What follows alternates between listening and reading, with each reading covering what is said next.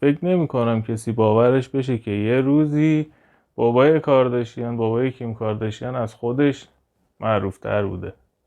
سریال داستان جنایی آمریکایی. سلام دلربا، خوش اومدی به کانال پارامونت میکاپ.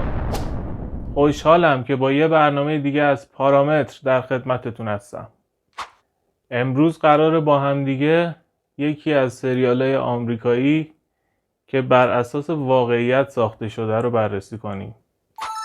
اگه اولین باره که ویدیوی منو میبینی و منو نمیشناسی، من محسن هستم. توی این کانال با هم دیگه قراره درباره زیبایی، آرایشگری، میکاپ و هر چیزی که به دنیای زیبایی ربط داره صحبت کنیم. گیریم و میکاپ فیلم و سریال ها رو با هم دیگه بررسی میکنیم.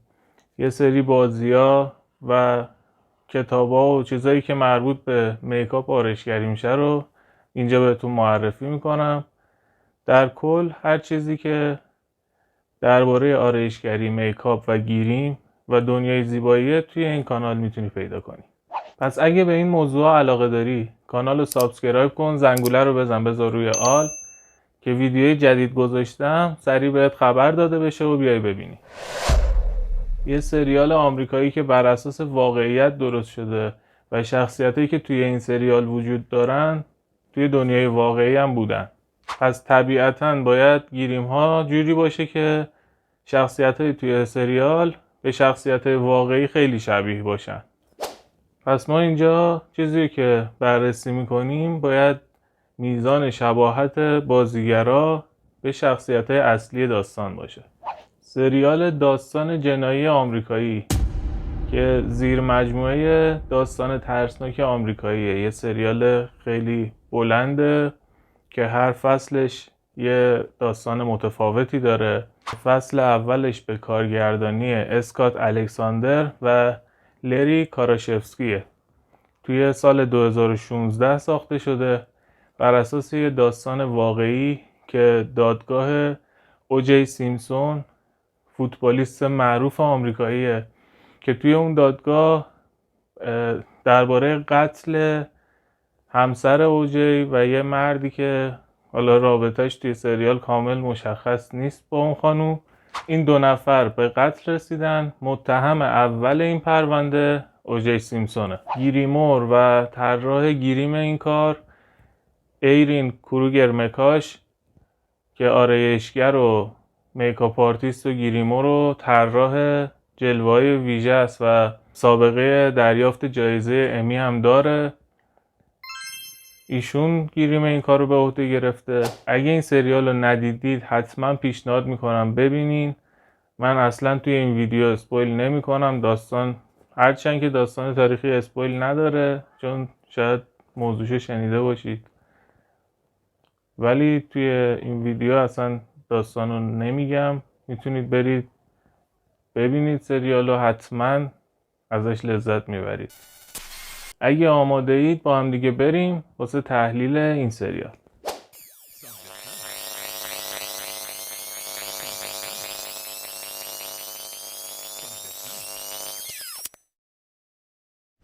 کوبا گودینگ جونیور که نقش اوجی سیمپسون رو تو این سریال بازی کرده اولین گیریمیه که میخوایم بررسی کنیم. انتخاب بازیگر خوبه، شبیه به همن. چروکای روی پیشونی خیلی شبیه، ابروهاشون شبیه به هم دیگه است، چشماشون شبیه به هم دیگه است. یه سری تفاوت ها داره، مثلا اینجا روی موی بازیگر یه خط اسلش داره که شخصیت اصلی اینو نداره. به نظرم حتی اگه راکوردم بوده برای بازیگر، حالا واسه یه فیلم یا سریال دیگه، باید اینجا پر می شده که نزدیک به شخصیت اصلی باشه. خط ریش بازیگر فید شده ولی خب خط ریش شخصیت اصلی خط افتاده.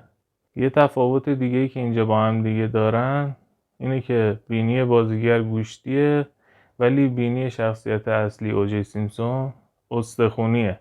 اینجا یه ذره باید روی دماغش کار میشد که استخونی به نظر بیاد و اینکه چونه اوجی سیمپسون یه ذره جلوتره. اینا اگه انجام میشد فوق‌العاده شبیه میشد.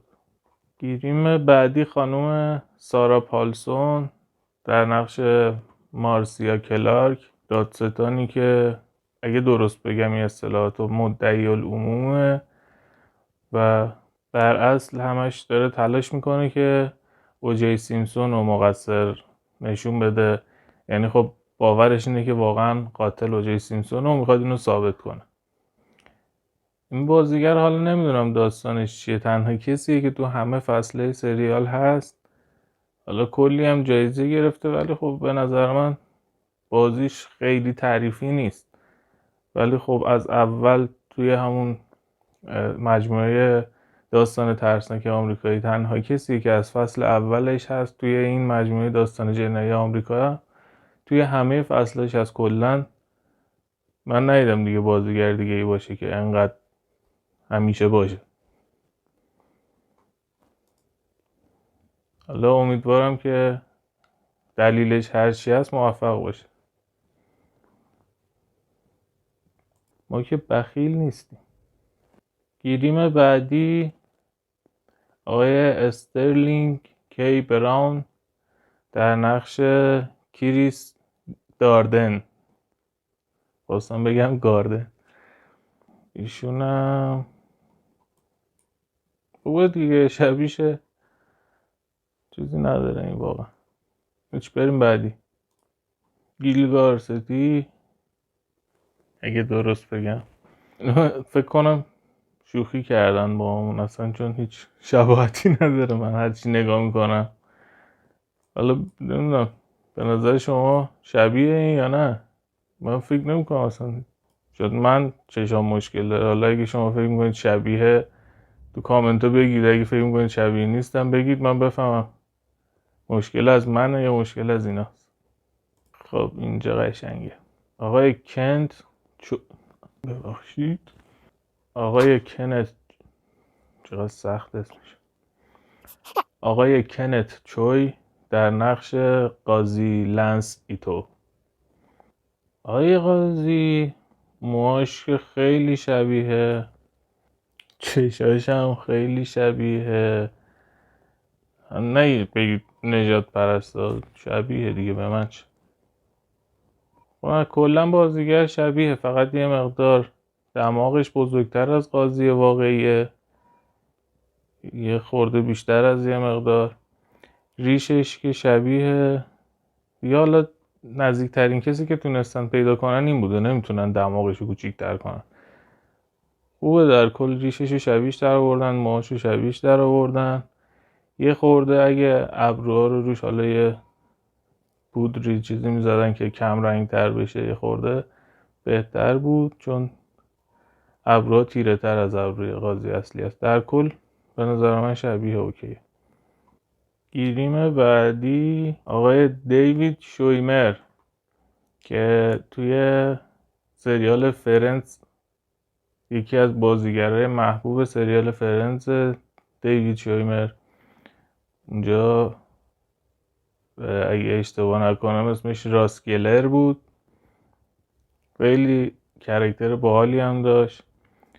اینجا نقش رابرت کارداشیان رو بازی کرده. چه؟ آره دیگه، رابرت کارداشیان، بابای کیم کارداشیان. یعنی فکر نمی کنم کسی باورش بشه که یه روزی بابای کارداشیان، بابای کیم کارداشیان از خودش معروف تر بوده. به خاطر همین پرونده همش تو تلویزیون نشون میدادن اون موقع. اینجا هم تقریبا بازیگر شبیه، فقط یه چیزی رو باید اینجا بهتون بگم، نمیشه خیلی اون بازیگرا رو فدای شباهتشون به شخصیت اصلی کرد. درسته که باید نزدیک باشن، شبیه باشن، ولی خب بازیگری هم خیلی مهمه. نمیشه یکی رو بیاری حالا اصلا به فرض بگیم مو نزنه با شخصیت اصلی، ولی خب اگه نتونه بازی کنه و اون نقش رو در بیاره کلا کار خراب میشه. پس اینجا مسئله اینه که یه نفر این نقش رو بازی کنه که در عین اینکه خیلی شبیه به شخصیت اصلیه، بازیگر خوبی هم باشه. این خیلی مهمه. موها فقط چیز دیگه، ابروها که شبیه، همه چی شبیه دیگه. موهاش هم اون سفیدی که روی موها رو خیلی خوب در آوردن. اوکی دیگه، شبیه. بریم سراغ بعدی. اینجا هم خانم جنر رو میبینین، کریس جنر که مادر کارداشیان هست. تو اون زمان با رابرت کارداشیان با هم دیگه بودن، زن و شوهر بودن، ولی بعدها جدا شدن.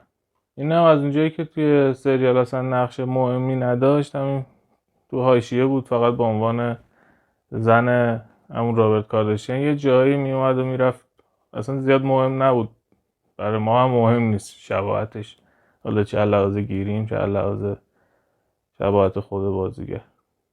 شخصیت بعدی جانی کاکرانه که کورتنی بیونز نقششو بازی کرده. شبیه همن، موهاشون شبیه، سیبیلا شبیه، یه خورده سیبیل بازیگر کلفتره، یک مقدار انگار سن اون وکیله شخصیت اصلی از بازیگر بیشتر بوده، یک مقدار صورت باید یه سری حالا روی پیشونیش یه خطایی مینداختن و یه ذره من حس میکنم که پوست بازیگر خیلی جوونتره نسبت به شخصیت اصلی. آقای جان تراولتا بازیگر بعدیه که نقش رابرت شپیرو رو بازی کرده. شاپیرو یا شپیرو یا شپیرو. نه موهاش که شبیه، فقط فکش اینجا، خب بازیگر فکش زاویه داره ولی شخصیت اصلی انگار اصلا فک نداره چه برسه به زاویه. اینجا هم باز فکر میکنم به خاطر بازیگری آقای جان تراولتا بوده که انتخابش کردن بیشتر. شباهت هایی هم داره، خب پیشونی هر دوشون کشیده است. یه چیز دیگه هم که خب اصلا انگار رعایت نکردن، رنگ مو و ابرو بوده که جان تراولتا رنگ مو و ابروش قهوه‌ایه، رابرت شاپیرو مشکیه. حداقل میتونستن این کارو کنن که رنگ مو و ابروشون رو شبیه هم در بیارن. بریم بعدی. اینجا هم دوباره اینو سریع میگم، ابروی بازیگر نازکتر، ابرو باید پهن‌تر باشه، موها باید عقب نشینیش بیشتر باشه. موی بازیگر به قرمزی میزنه ولی موی شخصیت اصلی قهوه‌ایه. سیبیلا پرپشت‌تر باید باشه، دماغ باید پهن‌تر باشه، چه خیلی کامل مشخصه که دماغش خیلی پهنه. خب اینم این بازیگرم زیاد چون مهم نبود، چند تا صحنه کوچیک اومد و رفت. آخرین شخصیتی که گیریمش رو بررسی میکنیم آقای مارک فرمنه که استیون پاسکال نقشش رو بازی کرده. پلیسی که سر صحنه جرم رسید و اوجی سیمپسون رو دستگیر کرد. این هم باز شباهت چندانی نداره، نه از لحاظ چهره، گوشای اون پلیس واقعیه رو به جلو، مدل موها فقط فرق باز کرده. این موها یه سری خصیصه هایی داره که اگه اینا رعایت میشد خیلی خفن بود. این جلوی مو اومده تو پیشونی، حالت قلبی به صورت میده. اینو بازیگر نداره، بازیگر حتی عقب رفتگی داره پیشونیش. فکر میکنم که خیلی اصلا دقت نکردن روی این شخصیت. به نظر من نقش مهمی بوده توی این داستان. من خودم به عنوان بیننده دوست داشتم که بیشتر مانور میدادن روش. حالا دیگه این به صلاح دید کارگردان و گیریمور اینجوری انجام شده. خیلی ممنون که تا اینجای ویدیو همراه من بودید. آخر این ویدیو 2 تا دیگه ویدیو بهت معرفی میکنم که تحلیل گیریم 2 تا سریال دیگه است. توی دیسکریپشنم چند تا ویدیو دیگه میذارم که شاید برات جالب باشه. کلا همیشه دیسکریپشن رو بخون، چون اگه حالا یه چیزی باشه توی ویدیو یادم بره بگم یا هر چیزی که بخوام بهش اضافه کنم و تو دیسکریپشن می‌نویسم. اگه هنوز کانال سابسکرایب نکردی حتما سابسکرایب کن، زنگوله رو بزن، بذار رو آل که اگه ویدیو جدید گذاشتم برات بیاد. خوشحالم که یه روز دیگه تونستم در خدمتتون باشم. اگه از این ویدیو راضی بودید لایک کنید و برای دوستاتون بفرستید. خوشحال میشم ویدیوهای دیگه هم ببین یا نظرتو راجع بهشون بهم بگی. اگه تو هم دوست داری با هم دیگه یه سریال و گیریمش و میکاپش و اصلاح موهاشون رو بررسی کنیم، اسمشو برام تو کامنت ها بنویس. حتما این کار رو با هم انجام میدیم. هر پیشنهاد دیگه ای، انتقادی، سوالی، حرفی، حدیثی، هر چی هست تو کامنت ها میتونی بذاری. حتما همه کامنت ها رو میخونم و با جون و دل جواب میدم. همینطور میتونی از طریق دایرکت اینستاگرام هم با هم در ارتباط باشی. آدرس اینستاگرام اینجا هست، کانال تلگرام هم اینجا میذارم. اونجا هم اگه دوست داشتی میتونی جوین بشی، توی اون فضا هم با هم دیگه باشیم. بازم تو دیسکریپشن لینک همه راههای ارتباطی برات میذارم. بازم ممنون که تا آخر این ویدیو همراه من بودی و ویدیو رو تماشا کردی. تا یه روز دیگه که با یه برنامه دیگه خدمتت برسم، مواظب خودت و زیباییات باش. میبوسمت. فعلا.